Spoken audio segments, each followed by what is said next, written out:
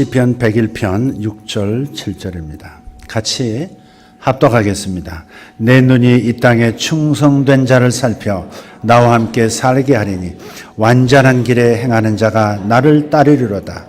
거짓을 행하는 자는 내 집안에 거주하지 못하며 거짓말하는 자는 내 목전에 서지 못하리로다. 아멘. 제가 몇 년 전 홍콩에 가서 홍콩 가면 높은 산이 있습니다. 홍콩 전체를 내려다볼 수 있는 그런 타워가 있는데 그게 이제 기념물을 파는 곳이 있고 그곳에서 제가 푸른색을 좋아하는데 하늘색에 그다지 비싸지 않은 스위스 시계를 하나 샀습니다.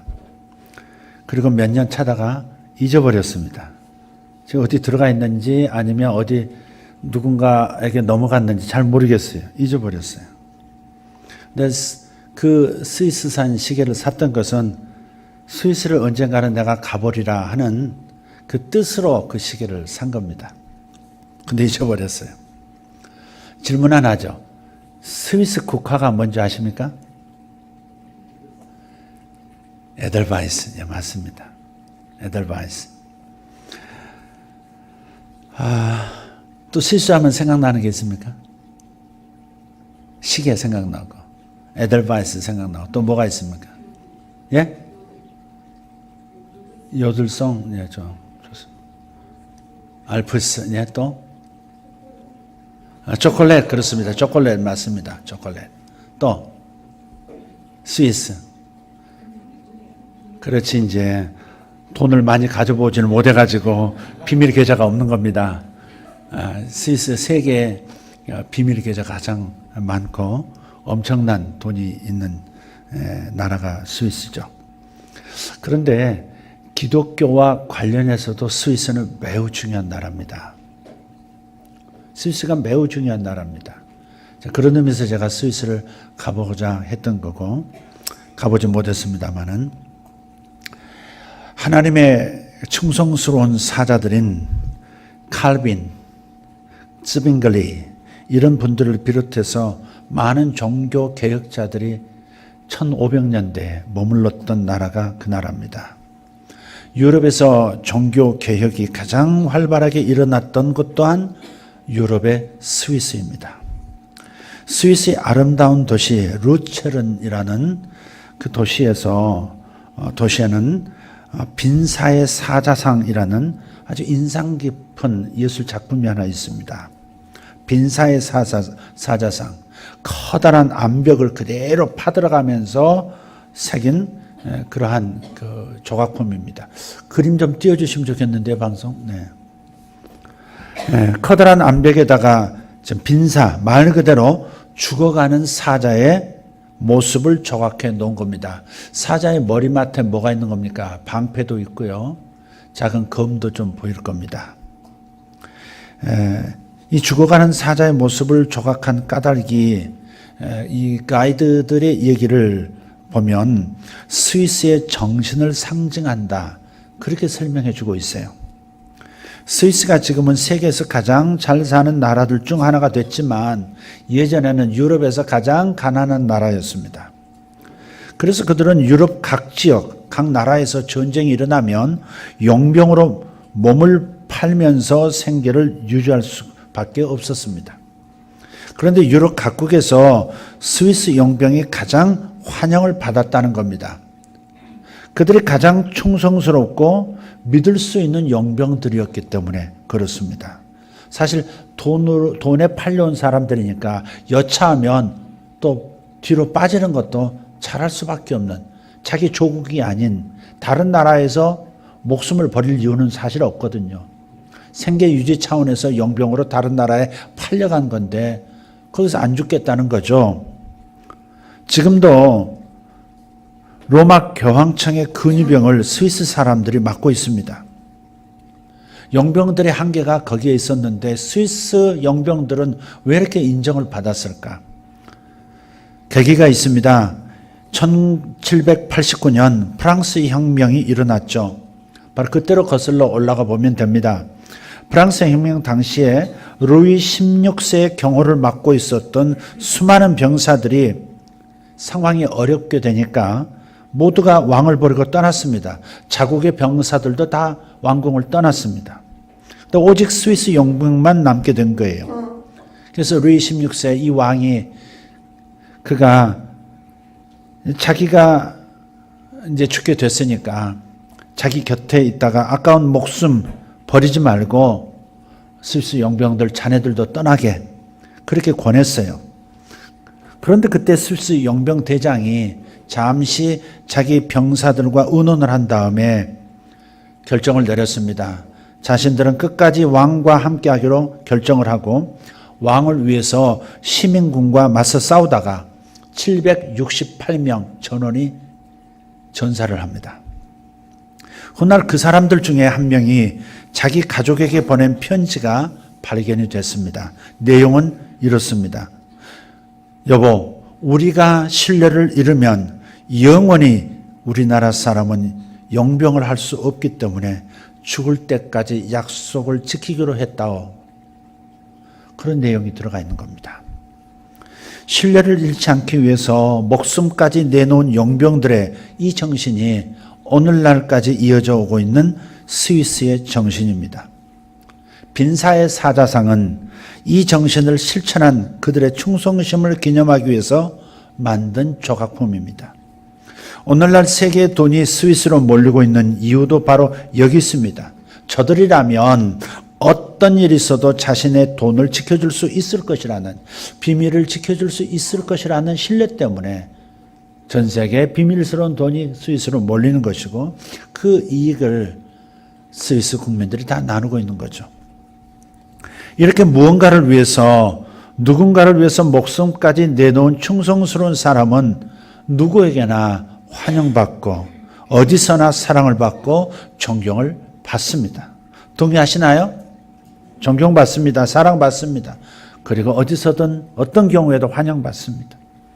유럽 각 지역에서 스위스 용병이 환영받는 이유, 지금도 로마 교황청을 근위병들, 이 스위스 근위병들에게 맡기는 까닭이 바로 여기 있는 겁니다. 다른 얘기입니다. 요즘 취준생들 입장에서는 직장 구하기가 너무 어렵다고 말하고 있습니다.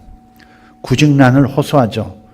그런데 고용자 입장에서는 좋은 스펙을 가진 인재는 많은데 자기 직장에서 필요로 하는 사람이 없다는 구인난을 호소하고 있어요.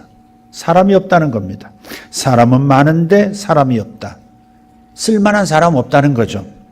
특히 직장이 찾는 사람은 요즘은 점점 갈수록 그렇습니다. 스펙 좋은 인재가 아니라 충성스러운 사람이기 때문에 그런 사람을 찾는 겁니다.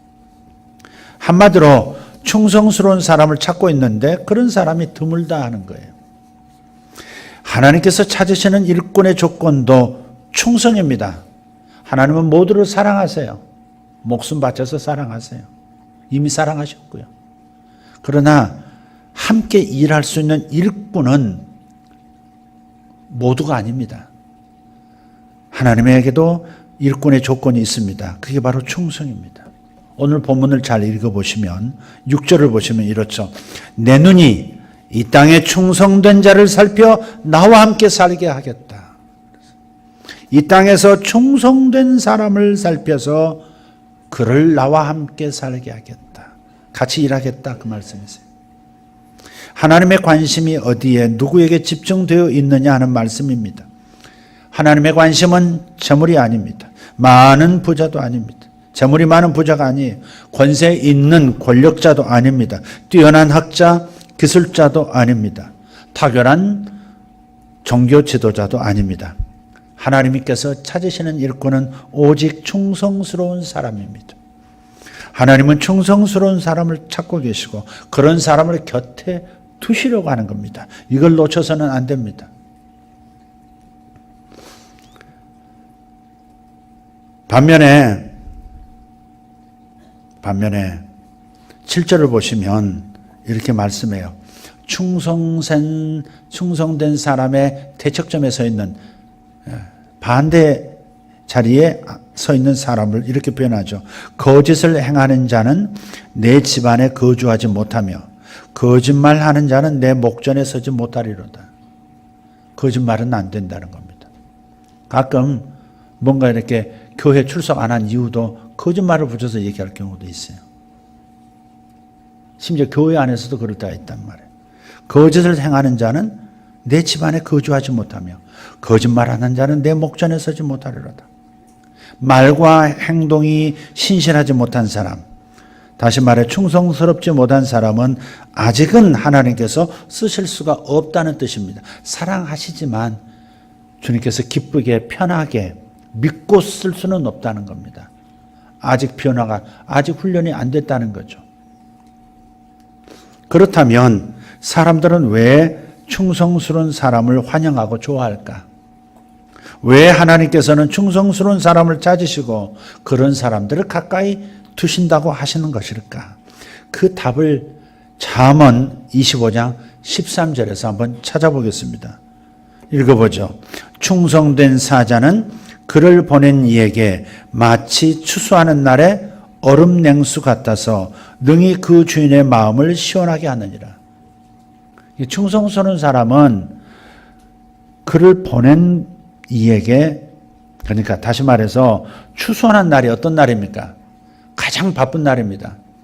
제가 저 진천이라는 시골 읍내에서 농번기 때, 그러니까 추수할 때 추수밭에서 일해 본 적이 있습니다. 일당 얼마씩 받고 추수밭을 갔는데 저쪽에서 낫으로 이렇게 추수를 합니다. 그럼 그걸 들고 이 탈곡기 앞에 서서 계속 벼를 댑니다. 그때는 발로 이렇게 밟으면서 돌립니다. 그리고 돌릴 때 날카로운 이런 게 있어서 거기다 볕단을 대면 때리면서 나달이 떨어져 나오는 거예요. 그러면 다 떨궈내고 남은 볕단을 또 저쪽으로 옮겨서 쌓아야 합니다.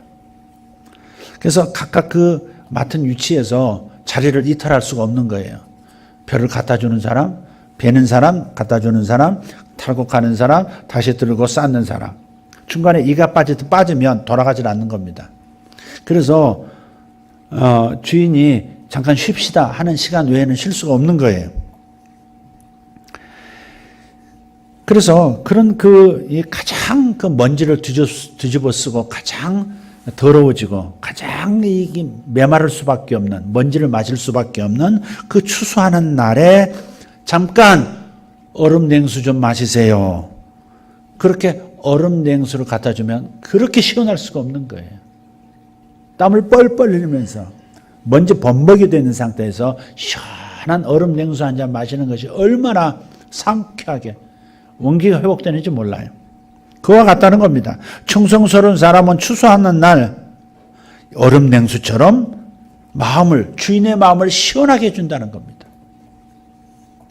여러분이라면 어떻게 하겠습니까? 보기만 해도 불쾌하고 짜증나고 열불 솟게 하는 사람 찾고 싶고 늘 그런 사람 곁에 두고 싶으십니까? 열불 솟아나게 만드는 인간 옆에 두고 늘 짜증나게 하고 늘 불편하게 하는 사람. 아니면 유쾌하고 즐겁고 기분 좋아지는 사람, 위로하는 사람, 힘을 주고 용기를 주는 사람을 찾아서 곁에 두고 싶겠습니까? 하나님도 마찬가지라는 겁니다. 그래서 충성스러운 사람을 찾으시고 또한 곁에 두고 싶어 하시는 겁니다. 여기서 마음을 시원하게 한다라는 잠언 25장 13절의 이 단어는요, 히브리어로 라파드라는 단어를 써요. 라파드. 뜻은 네 가지인데요. 첫째는 소생하게 한다. 소생하게 한다. 두 번째는 생기를 불어넣어 주다, 활력을 주다. 리프레시. 즐겁게 하다, 유쾌하게 하다. rejoice. 걱정을 덜어주다, 위로하다. to comfort.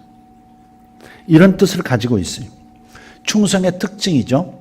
아무튼 충성스러운 사람은 하나님께 기쁨과 감동을 드리는 사람입니다. 그래서 하나님은 이런 사람을 찾으시고 또한 곁에 두고 싶어 하시는 것입니다. 여러분, 이 말씀을 들을 때 그냥 무슨 지적하는 말로 들으시면 안 되겠습니다.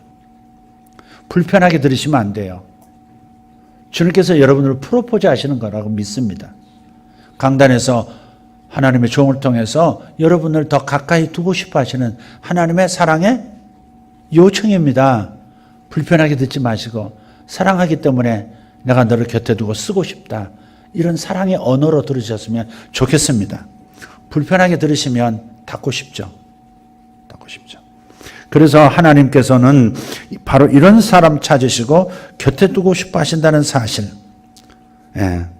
그러므로 우리는 충성스러운 신자가 되기로 결심하셔야 합니다. 충성스러운 신자가 되는 것을 목표로 하시기를 바랍니다. 동력은 어디서 찾을 건가? 맨 마지막에 말씀을 드릴게요. 내 힘으로 안 됩니다. 내가 내 힘으로 내 곁에 있는 내 가족에게 대한 충성도도 한결같지 않습니다. 한결같지 않습니다. 남편의 충성도, 아내의 충성도, 부모의 자식에 대한 자식의 부모에 대한 충성도 한결같지 않아요. 변덕스럽습니다. 내 힘으로는 안 된다는 것이 이미 결론 난 겁니다. 겉으로는 충성스러워도 마음은 딴 데 가 있을 수도 있는 것이 인간입니다. 그렇기 때문에 저는 여러분에게 단지 결심만 하라고, 그러나 동력은 다른 데서 오는 거라고 말씀을 드릴 거예요. 그러니 귀를 열고 좀 들어주세요. 아멘. 왜 하나님께서는 충성스러운 사람을 기뻐하시고 그들에게 감동하실까? 이유는 간단합니다. 충성이 너무 귀하고 하나님께서 충성스러운 사람을 귀하게 여기시기 때문입니다. 귀한 것을 그분께 드리고 귀한 사람을 보면 기쁘고 감동이 되는 것 당연합니다. 이런 말이 있습니다. 세상에서 가장 비싼 금은 황금이래요. 그리고 가장 귀한 금은 소금이랍니다. 동의 안 하시는 것 같아요. 그럼 딴 말 해볼게요. 우리나라 속담에 이런 말이 있어요. 평양감사보다 소금장수라는 말이 있어요. 왜 그럴까? 평양감사 노릇하는 것보다 소금장수가 실속이 있다는 겁니다. 옛날에 염전을 장악하고 소금의 입출입을 관리하는 사람이 나라를 움직이는 사람이었습니다. 그래서 왜냐하면 소금은 모든 생명들에게 다 필요하거든요. 심지어 소, 돼지에게도 소금기가 필요합니다. 소금이 곧 돈이었습니다. 옛날에 소금으로 월급을 지급하기도 했거든요. 그러니까 이 염전 사업이라고 하는 것은 나라를 흥하게 할 수 있고 망하기도 할 수 있는 굉장히 큰 권력을 가진 집단입니다. 그래서 중국이라든지 옛날 서양에서도 그렇지만 염전 사업, 소금 사업은 국책 사업이었습니다. 국가에서 직접 운영하기도 했다고요. 그러니까 염전 사업하는 사람은 굉장한 부자인 겁니다. 나라를 들었다 놨다 하니까. 네. 그들이 독과점 해버리면 나라가 위청하는 겁니다. 그래서 평양감사보다, 당시 평양하면 최고인데 평양시장보다, 지금은 서울시장이지만 옛날 서울시장보다 소금 장수가 더 낫다는 겁니다. 그게 비유가 거기서 온 거예요. 예. 사람이 먹을 수 있는 유일한 광물인 이 소금은 예로부터 귀한 물질이었습니다. 그래서 유대인들은요, 믿을만하고 신실하게 의리 지키는 사람을 가리켜서 소금과 같은 사람 이렇게 불렀어요. 소금과 같은 사람. 그리고 썩지 않는 약속을 가리켜서 소금 언약이라고 했습니다. 이 소금 언약은 영원히 변하지 않는 하나님의 약속을 말합니다. 사람의 언약은 잘 믿을 수가 없어요. 아빠가 이거 해줄게. 아빠가 너 책임져 줄게. 그러나 책임져 줄 수 있다는 말을 뭘로 보장할 수 있나요? 부도 나면 끝인데. 아빠 부도 나면 그 모든 약속은 다 사라집니다. 언제까지 갚을게. 그거 어떻게 믿을 수 있습니까? 지금도 어려워서 빌리는 건데. 그걸 어떻게 보장하냐고요. 사람의 약속은 보장성이 거의 없습니다. 사람의 약속은 유동성이 너무 큰 거예요. 그러나 전능하신 하나님이시기 때문에 하나님의 약속은 변할 수가 없는 거예요. 그래서 소금 언약이라는 겁니다. 소금은 언약과도 같다. 그런데 이런 것도 있어요. 우리 뒤에 이제 주차권을 한 10만 원어치 먼저 사놔요. 성도들이 종일 주차권 이렇게 사가요. 근데 어쩔 때 돈이 없을 때가 있잖아요. 그럼 어떻게 해요? 수요일날 내가 내겠습니다 하는 생각으로 혹은 그렇게 말하고 주차권을 가져가요. 어떤 경우는 미리 가져가는 10장씩도 가져가요. 그리고 잊어버리는 겁니다. 불을 잊어버리는 건 아니죠. 그래서 10만 원을 사면 나중에 담당자가 카운트하면 6만 원, 7만 원밖에 회수가 안 되는 겁니다. 잊어버리신 분 회개하시고 되돌려 놓으시기를 바랍니다. 민수기 18장 19절 말씀을 보면 이렇게 말씀해요.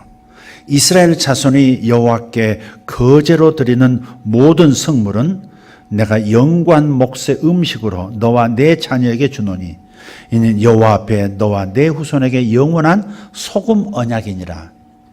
제사가 참 많아요. 소제도 있고, 소제는 곡식 가루로 드리는 거예요.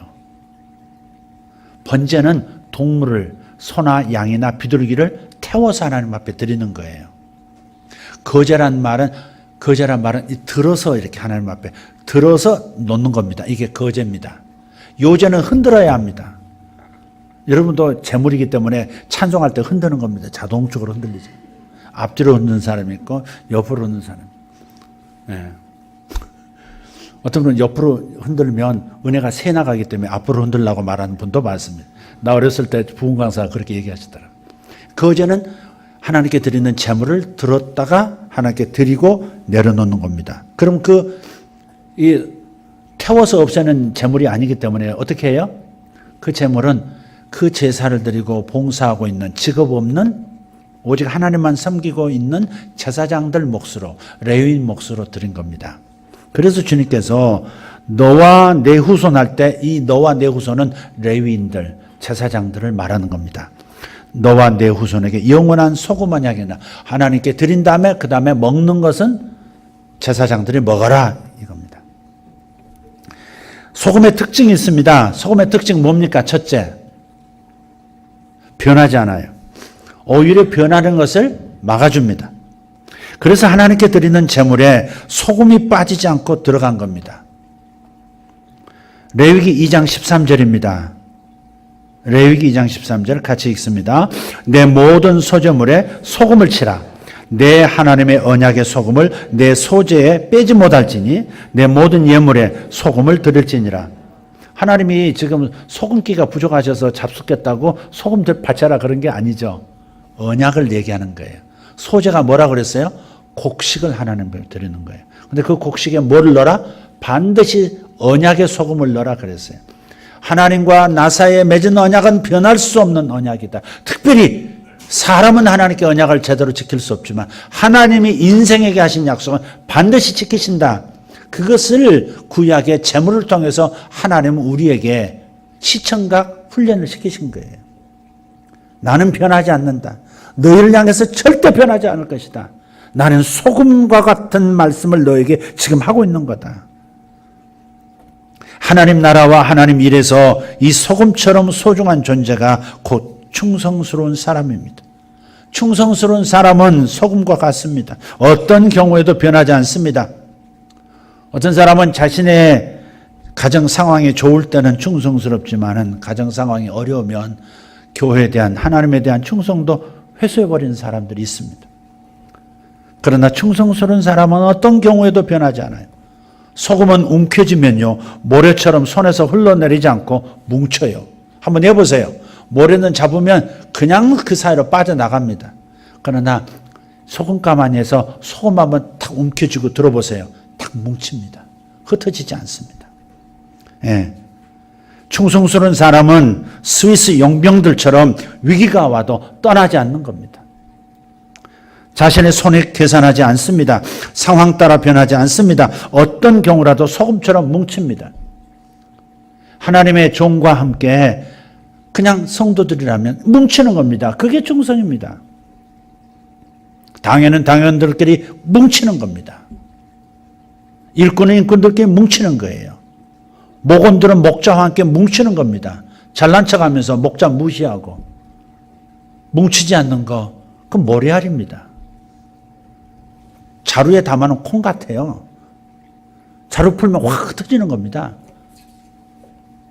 그래서 목자들은 예비 목자를 세울 때 똑똑한 사람 뽑는 거 아닙니다. 예수 오래 믿은 사람 선택하는 거 아닙니다. 자신에게 충성하는 걸 봐야 합니다. 무슨 갑과 을의 관계에서 충성스럽다는 말을 하는 게 아니라 주님을 위해서 이렇게 하자 할 때 딱 뭉쳐주는 사람, 그런 사람이 예비 목자가 돼야 합니다. 목자를 경원시하고 목자와 함께하지 않고 목자를 무시한다면 그 사람은 지도자감이 아닙니다. 그래서 이렇게 뭉쳐야 돼요. 이게 소금입니다. 이게 충성입니다. 사람에게 충성 못하는 사람이 작은 공동체, 서너 사람 모인 공동체에서 충성 못하는 사람이 어떻게 큰 일을 맡길 수 있겠습니까? 못 맡깁니다. 하나님께서 재정도 못 맡깁니다. 아무것도 못 맡깁니다. 충성스러우셔야 합니다. 작은 경우에, 작은 일에, 작은 사람으로 놔뒀어도 뭉치는 사람입니다. 내가 리더가 돼야만 뭉친다? 아닙니다, 이 사람은. 그래서 항상 뭉치는 소금 같은 존재가 돼야 합니다. 변하지 않는 거예요. 소금의 특징 두 번째는 자기를 희생하면서 맛을 냅니다. 소금을 물에 넣으면 물에 녹아버려요. 김치에 넣으면 어때요? 김치에 녹아버려요. 생산이 아니고 생선과 생선은 한 끗도 차이가 나지 않지만 다른 겁니다. 생선에 소금을 넣으면 어떻게 돼요? 생선에 녹아버려요. 그런 겁니다. 그렇게 그 형체가 완전히 사라져버려요. 이렇게 자신을 완전히 희생해서 맛을 내는 것이 소금입니다. 충성은 바로 이런 거예요. 자기를 녹여서 공동체에 혜택을 주는 존재. 그게 충성입니다. 그건 교회도 마찬가지고 직장도 마찬가지입니다. 그저 월급 받기 위해서만 어쩔 수 없이 아닙니다. 자신을 녹아내리고 그 공동체를, 그 기업을, 자기 회사를 살려내는 사람. 변질되지 않게 만드는 사람입니다. 충성스러운 사람도 자신이 맡은 일, 섬기는 사람, 소속된 공동체에서 완전히 자기를 희생하는 것이다. 그래서 맡은 일을 잘되게 하고 섬기는 사람을 빛나게 하고 섬기는 공동체를 부흥하게 만듭니다. 그러니 이런 사람을 만나면 어찌 기쁘지 않고 어찌 감동하지 않을 수가 있겠습니까? 사도 바울도 자기 인생의 말년에 로마의 감옥에 있으면서 죽기 전에 로마의 7인을 얘기하면 황야의 7인이 아니고 자기와 함께 해줬던 소금 같던 충성스러운 로마의 7인을 얘기합니다. 에바브로디도부터 시작해서 두기고 할 것 없이 7명을 나열을 합니다. 이들이 로마의 7인이었다고. 교대교도로 자신이 투옥되어 있는 곳에 함께 갇히면서까지 자기를 곁에서 돌보았던, 함께 주님의 나라를 일구었던 그 위대한 로마의 7인 이야기가 바울의 글에 나타납니다. 또 이런 말씀도 있습니다. 잠언 16장 7절인데요. 한번 읽어보겠습니다. 사람의 행위가 여호와를 기쁘시게 하면 그 사람의 원수라도 그와 더불어 화목하게 하느니라. 이게 복이에요. 이게 하나님의 소금 같은 충성스러운 사람에게 주시는 복 중에 하나가 이 구절입니다. 하나님께 기쁨과 감동을 드리는 충성스러운 사람에게 하나님은 원수라도 더불어 화목하게 하신다는 겁니다. 여러분에게 원수가 있으신가요? 원수라고 하기에는 그렇게 원수라고 이름 붙일 건 아니지만 그래도 미운 사람, 그것도 원수에 포함됩니다. 내 집안 고대 세계에서 이 글을 썼던 고대 세계에서는 원수하면요, 내 가족을 죽인 사람이 있어요. 내 재산, 배너처럼 내 재산을 다 몰수하고 로마로 귀속시키고 그리고 자기 형제자매를 감옥에 밀어넣었던 배너의 메살라 같은 사람이 원수였죠. 그러나 작은 마음의 불편함을 지속적으로 주는 사람도 원수처럼 그렇게 대척점에서 서 있는 겁니다. 그런데 하나님께서는 이런 원수를, 이런 적을 동지로 만들어주시고 친구로 만들어주신다는 겁니다. 아멘 합시다. 역풍을 순풍으로 만들어주시고 거침돌을 디딤돌로 바꾸어 주신다는 겁니다. 이게 이 말씀의 의미예요. 사람의 행위가 하나님을 기쁘시게 하면 그 사람의 원수라도 그와 더불어 화목하도록 만들어주신다. 인간관계에서 원수 같은 사람도 나를 지지하는 사람으로 돌아서게 만드는 이복은 적은 복이 아닙니다.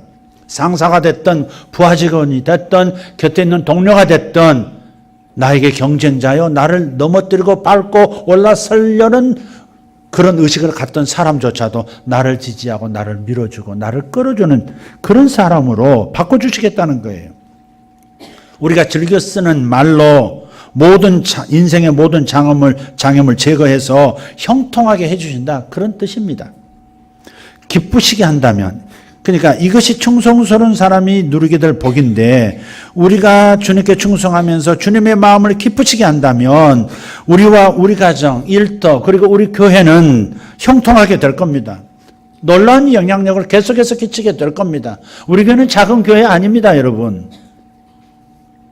우리 교회 작은 교회 아닙니다. 우리 교회를 굉장히 주목합니다. 교회들이 굉장히 주목하고 교회 바깥에 있는 사람들도 주목합니다. 처신 잘 하셔야 합니다, 여러분. 예수 세계교회라고 말하면서 아무 데서나 함부로 말하고 교인답지 못한, 그리스도인답지 못한 그 행위를 계속하고 있으면 안 됩니다. 그 교회가 이런 수준이었어, 이렇게 됩니다. 우리 교회에 대한 기대가 굉장히 많습니다. 기독교계의 유명한 리더들도 우리 교회에 대해서 굉장히 주목하세요. 여기 강단에 서는 거 굉장히 어려워합니다. 한번 오시죠. 그 교회는 못 갑니다, 이래요. 제가 어디 그 교회 가서 제가 뭐 사역을 할 수 있겠습니까? 죄송합니다. 교만하게 느끼실지 모르겠지만 어느 정도는 사실입니다. 아무나 온다고 그렇게 말씀을 못 하세요. 거기서는 못 합니다. 큰 교회 목사님들도 여기는 못 온다 그러세요. 싫어서가 아니라 너무나 좋아서 못 온다는 겁니다.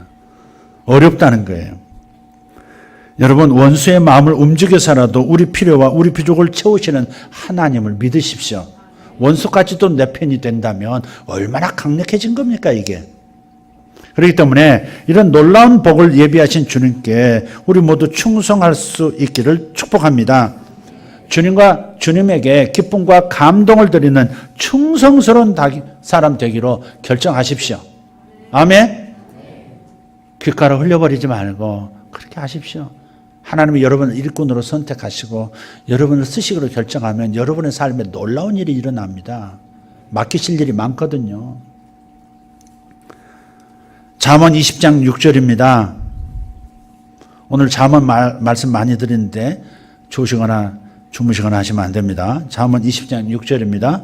같이 읽어요. 많은 사람이 각기 자기의 인자함을 자랑하나니 그러나 충성된 자를 누가 만날 수 있으랴. 여기서 자기의 인자함을 자랑한다 그랬죠. 이 인자함을 영어 성경에서는 unfailing love 이렇게 되어 있어요. 그러니까 다함이 없는 사랑, 끝없는 사랑, 계속해서 넘치는 사랑을 얘기해요. 그래서 현대인의 성경에서는 이것을 충성으로 번역했어요. 충성으로 번역해서 다시 읽어볼게요. 많은 사람이 각기 자기의 충성을 자랑하나니 그러나 충성된 자를 누가 만날 수 있으랴. 무슨 말이에요? 충성이라고 하는 것은 말로 하는 것이 아니라는 겁니다. 말로만 하면 누군들 못하랴. 무엇인들 말하지 못할 게 있으랴. 말로 천하를 들었다 놨다 할 수 있습니다. 그러나 충성은 다함이 없는 사랑입니다. 마음을 다하고 뜻을 다하고 정성을 다하는 것도 부족해서 심지어 주님을 위해서는 자신의 목숨도 드리는 것이 충성입니다. 터키 가고 싶어 하시는 분 많죠? 터키가 지금 극이슬람으로 지금 변하고 있는 중입니다. 독재 국가고 유럽에 편입하고 싶어서 몸부림하지만 이번에 프랑스 대통령이 터키 대통령 앞 면전에서 면박을 줬습니다. 지금 터키는 스스로 유럽에 이미 편입이 된 것처럼 유럽 국가인 것처럼 너스레를 떨고 막 미리 그렇게 지레 말하고 있지만 아니다. 터키는 아직 멀었다. 독재 국가고 수많은 사라진 언론인 다 어디 있느냐 묻는 겁니다. 기독교 핍박하는 국가이고 종교 말살하는 그런 이슬람 외에는 용인하지 않는 그런 국가다. 그 젊은 프랑스 대통령이 면전에서 그렇게 얘기한 거예요. 그랬더니 열받아가지고 또 이제 터키 대통령이 뭐라고 하긴 했지만은 무력한 거죠. 예.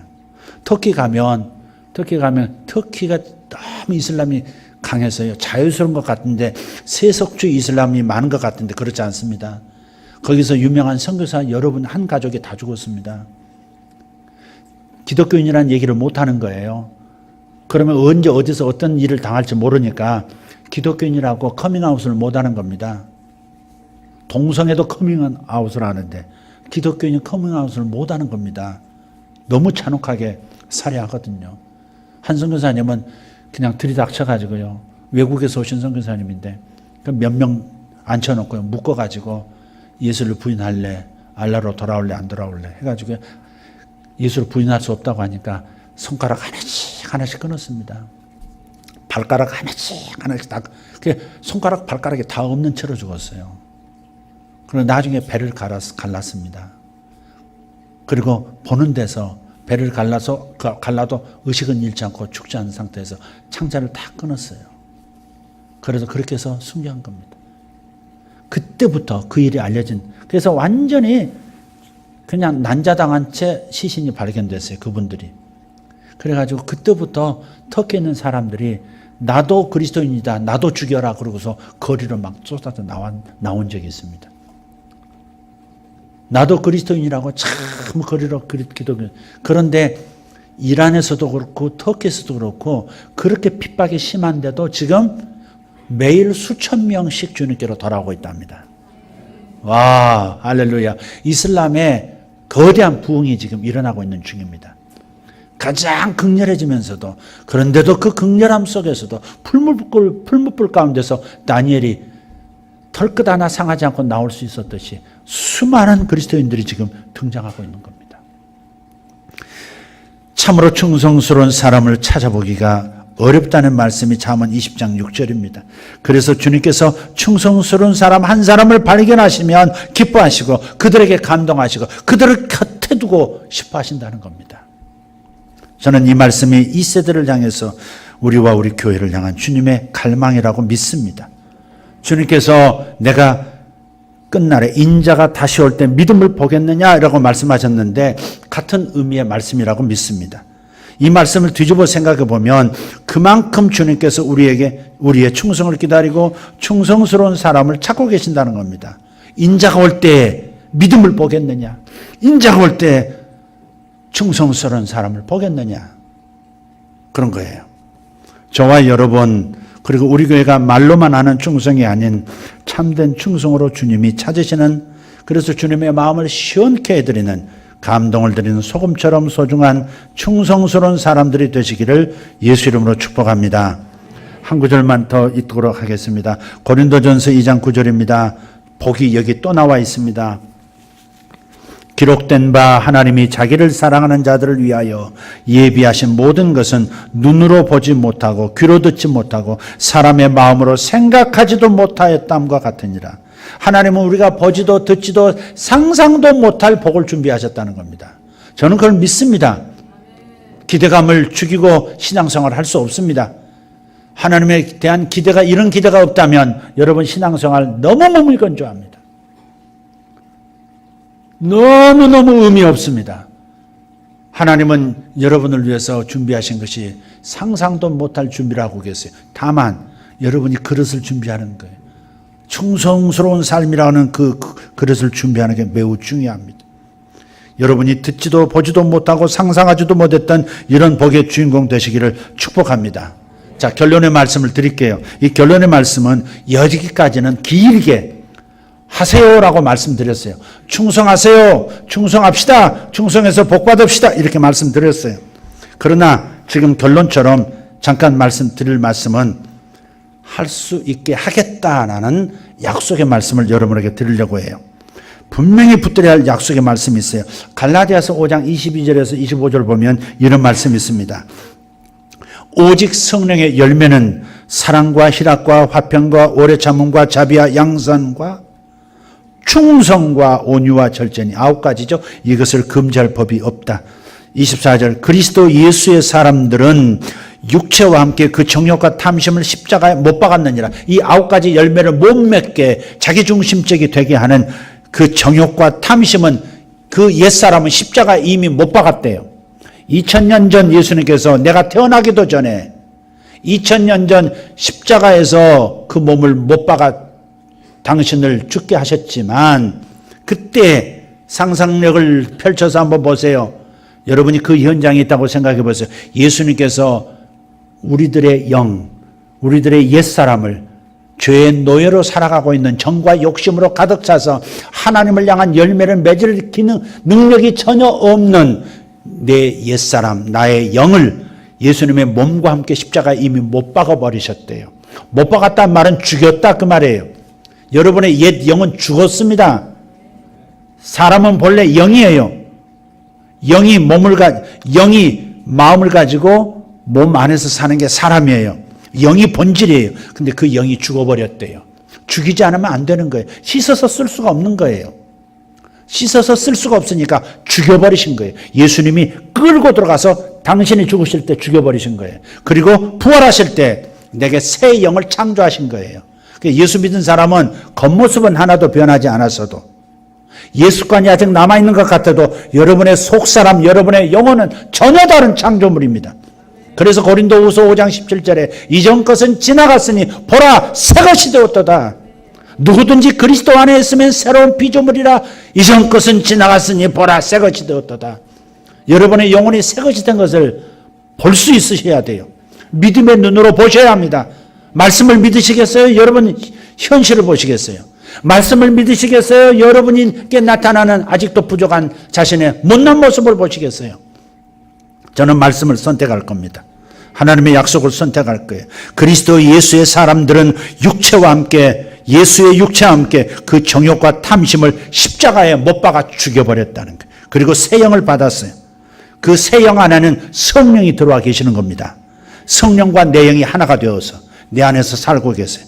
그래서 갈라디아서 5장 25절 만일 우리가 성령으로 살면 또한 성령으로 행할지니 우리는 행하라고 하는 말씀으로 곧바로 넘어가니까 자꾸 지치는 거예요. 충성스러워하고 하는 말만 들으니까 지쳐버리고 겁나서 안 하는 거예요. 선두에 좀 서라 그러면 안 해버리는 거예요. 뒤로 빠져버리는 거예요. 왜? 나를 따라주는 사람이 없겠다. 여러 가지 기타 등등. 쪽수가 적다. 그러니 내가 리더 될 이유가 없다. 기타 등등. 뒤로 빠져버리는 이유가 왜 그래요? 행하라고 하는 그거에만 자꾸 들으니까 그러는 거예요. 그러나 그 앞에 성령으로 너희들은 이미 살고 있다는 겁니다. 인간의 생명으로 사는 것이 아니라 성령이 주시는 생명의 힘으로 살고 있으니까 여러분 안에 계시는 성령, 즉 예수 그리스도의 영은요, 요한계시록 3장 14절에 의하면 아멘이시요 충성되고 참전 증인이시요 하나님의 창조의 근본이신 이라고 그랬어요.